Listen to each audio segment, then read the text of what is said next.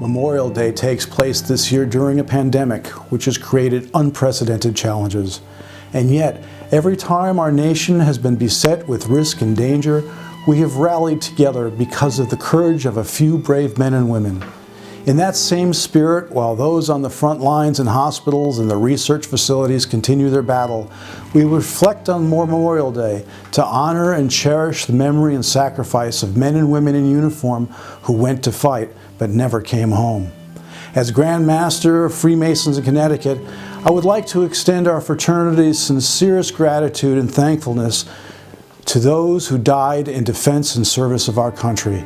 Their sacrifice can never be repaid, and their memory we eternally cherish within our grateful hearts.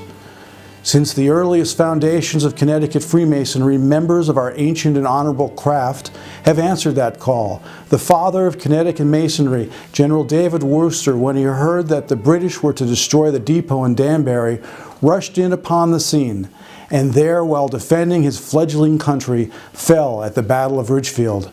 Since the beginning of this nation, Masons have been among the ranks of those who died so that we could remain free.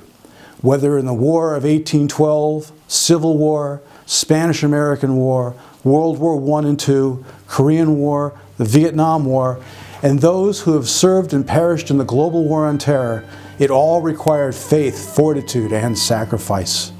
When Brother and President James A. Garfield was delivering an address to honor those soldiers who had died in the Civil War, he said, "If silence were golden, it must be here, beside the graves of 15,000 men whose lives were more significant than speech." Or, as Brother Winston Churchill wrote concerning the greatest generation, "Never in the field of human conflict was so much owed by so many to so few." On behalf of all the brothers of Connecticut Freemasonry, we extend our deepest gratitude and thankfulness to all who answered the nation's call in times of danger, and in that process paid the ultimate sacrifice. All gave some, but they gave all. The Masons of Connecticut, while contemplating that sacrifice, can say only one thing: thank you. May the Almighty Grand Architect of the universe bless their sacred memory now and forever.